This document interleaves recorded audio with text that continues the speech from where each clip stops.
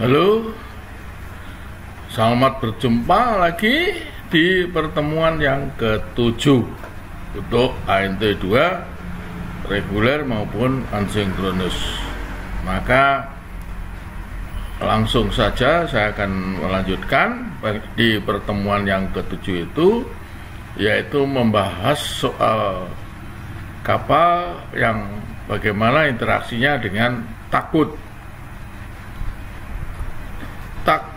Dalam olah gerak kapal ada ya, artinya jenis takbut bukan takbut yang untuk gandeng tongkang, tapi takbut yang untuk harbor tak, untuk pelabuhan, yaitu jenis kapal yang dilayani, jumlah kapal yang ada di sekitarnya, ya ini bisa tanker, bisa penumpang dan lain-lain, banyaknya kapal, keadaan lingkungan terlalu padat atau hanya beberapa kapal saja, kendala navigasi, perairannya banyak bahaya navigasi apa tidak, ukuran dan jenis takbut yang tersedia di suatu pelabuhan. Ya tentunya untuk masa sekarang tidak ada lagi lah takbut yang untuk towing digunakan untuk membantu penyandaran kapal. Yang untuk harbor tak itu sudah pasti takbut yang olah geraknya mudah untuk membantu penyandaran melepaskan kapal, bukan malah menjadi beban dari suatu kapal yang akan dibantu. Kira-kira gitu. Yang berikutnya pertimbangan biaya, berapa per jamnya umpamanya. Berikutnya pengalaman praktek atau tradisi yang pernah terjadi. Ya, mungkin karena arusnya kencang, karena angin, karena apa yang pernah terjadi, ya itu harus diketahui untuk olah gerak. Tingkat pengalaman daripada kru takbut itu juga sangat menentukan. Biasanya takbut yang untuk harbor tak tentunya sangat patuh, tahu apa komando daripada pilot atau kapal yang dibantunya. Tapi kalau takbut untuk towing tentunya ya kurang mengerti atau kurang pengalaman, sehingga malah membahayakan, sehingga terseret akhirnya tenggelam.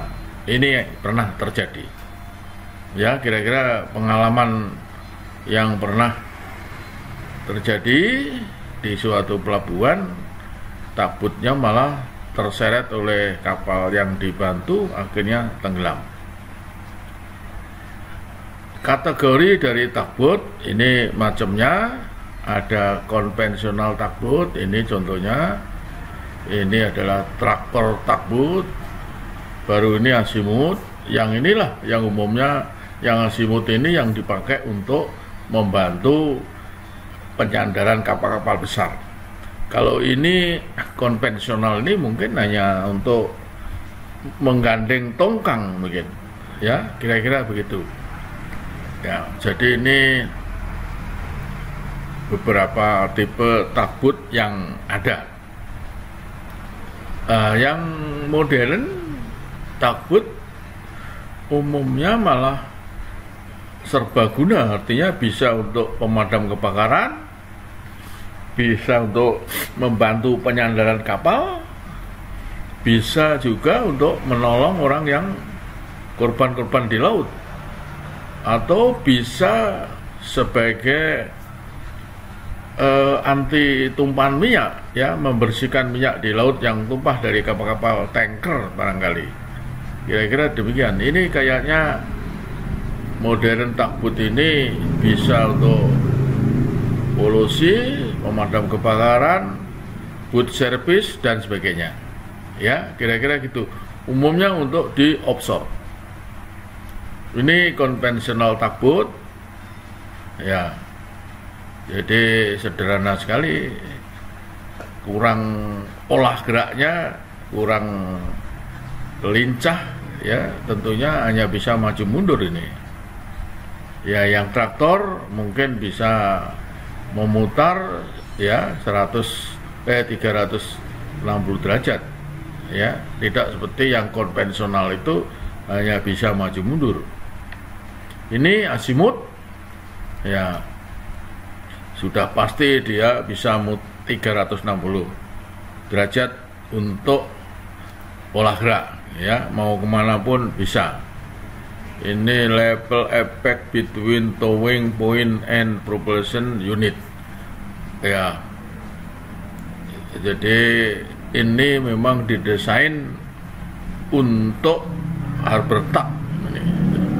Jadi mau kemana pun bisa. Ini tali gandeng ada di depan untuk gandeng kapal lain, bukan tali gandeng dari kapal, tapi tali gandeng sudah siap dari tugboat, mau ditarik, mau di area, ya bisa saja dari anjungan, ya kira-kira begitu. Ini azimut, ya stand drive tug, ya ini contohnya. Jadi bisa mutar kemana pun. Di depan ada thrusternya, ya kira-kira gitu. Belakang mesinnya 2, ya bisa satu mundur satu maju, muter di tempat, didorong lagi dengan thruster, ya lagi cepat, lebih cepat. Makanya 360 derajat bisa bergerak kemana yang diinginkan oleh komando kapal besar itu, baik pandu maupun nakoda. Nah, ini tugboat, dampak-dampak dari macam-macam tugboat ini yang di depan ya ini tenggelam, ini miring, ini yang di belakang karena ganconya di tengah tugboat, di tengahnya tugboat, sehingga kalau ketarik di tengah-tengahnya. Ini yang pengalaman saya sampaikan, STS Permina Samudra 5 dengan Wet Unicorn itu memang hooknya ada di tengah kapal, sehingga akibatnya kapal itu, tugboat itu tenggelam. Ya ini ada gopnya, ya kalau dibandingkan di sini dengan di sini, ya lebih safety di sini. Ya tarikannya di belakang, bukan di tengah kapal. Ya kira-kira gitu. Gop rope-nya, ya. Nah, berikutnya ini juga macam-macam tugboat yang posisi gandengannya macam-macam, ya. Karena bisa saja tugboat tenggelam pada waktu membantu olah gerak kapal besar yang diakibatkan oleh bermacam-macam sifat-sifat daripada gerakan kapal itu. Nah ini contohnya macam-macam ini, ya. Ya yang nampak kelihatan itu hooknya itu kalau tugboat untuk harbor tug ya pastinya bisa di area di ibab dari gulungan dari anjungan kapal itu. Tetapi kalau yang di tengah-tengah badan kapal tentunya ya tidak sepraktis kalau melayani talinya itu dari anjungan kapal, mau area mau hibop, ya kira-kira diperpanjang diperpendek bisa diatur dari atas. Ini iring-iringan, ya ini juga kapal tanker yang dibantu untuk sandar dengan 4 tugboat masuk suatu terminal tertentu. Ya, pertukaran informasi antara nakoda dan pandu itu meliputi joknya, bolet, ya, kekuatan. Ini biasanya ditulis di deck berapa ton ditulis, termasuk SWL, ya, area hull strength, ya, suitable. Jadi untuk mendorong, ya, ada tulisannya push di mana di lambung kapal, ya, khusus diberi markah yang jelas. Ya, menggunakan tali gandeng sebagai tow line adalah tidak direkomendasikannya. Makanya talinya yang bagus ya dari takbut itu sendiri, bukan dari kapal, kira-kira begitu.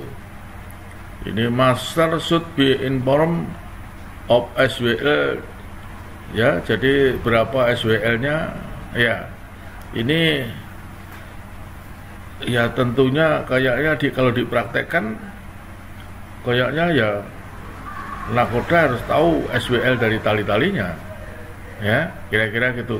Ya kalau talinya baru sudah pasti tahu, tapi kalau sudah rantas tentunya ya jangan dipakai untuk gandeng menggandeng. Berikutnya ini ada hal-hal yang khusus, termasuk mengenai baling-baling, pit propeller, ya, atau thruster, ya, maju mundur putaran baling-baling sama, hanya pitnya yang berubah. Ini kapal stop pun baling-balingnya tetap berputar. Tentunya ini harus berhati-hati, jangan sampai tali terbelit. Bow thruster untuk mendorong kapal ke samping, ya, umumnya ada di depan, kira-kira begitu. Ya, nasihat pandu kepada nakoda, ya, takbutnya, ya, posisinya di mana, jumlahnya berapa, ya, ini semua Anda bisa lihat. Nggak perlulah saya jelaskan satu-satu. Nampaknya ini sudah terbiasa dilakukan di kapal pada waktu kapal olah gerak dibantu dengan takbut, ya. Ini lihatnya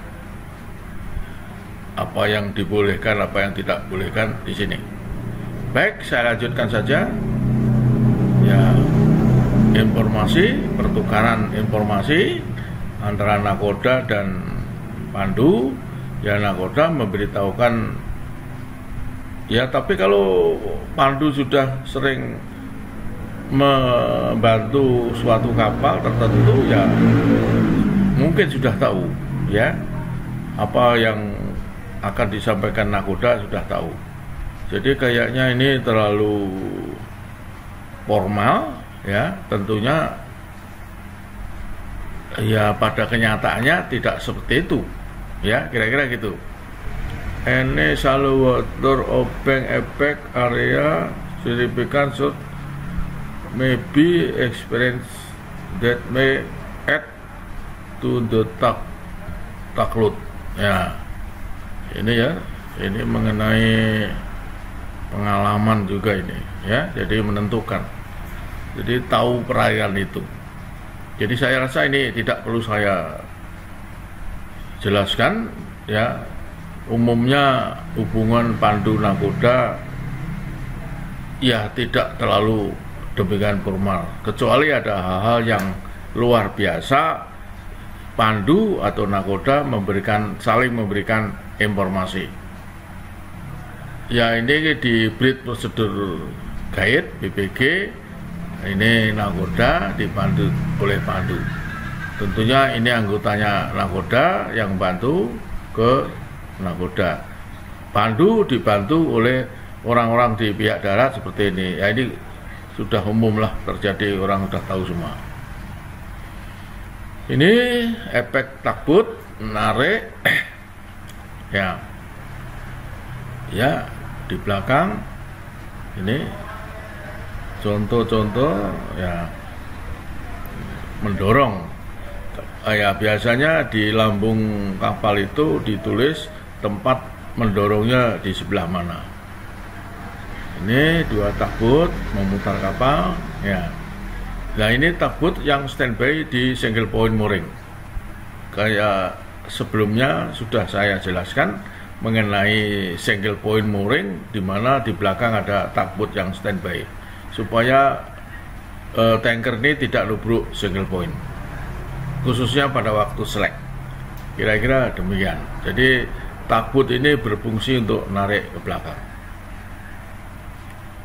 Ya, Peraturan takbut ada yang berdasarkan displacement berat bendaman, ada yang berdasarkan panjang kapal seluruhnya, ada yang berdasarkan syaratnya, ya.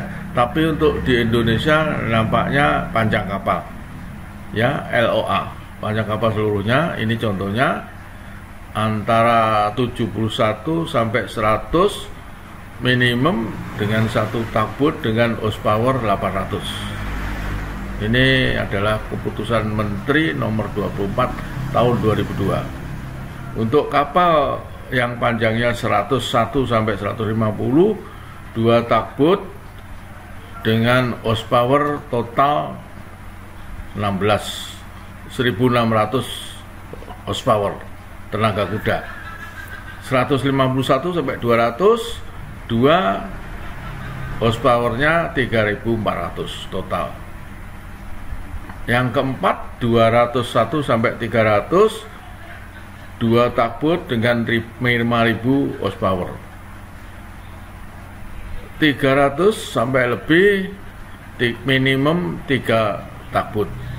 Tadi atau sebelum ini saya jelaskan pada pertemuan pertama, kapal 85.000 yang lepas sandar di Cilacap menggunakan lebih dari 3 takbut karena persyaratan minimal 3.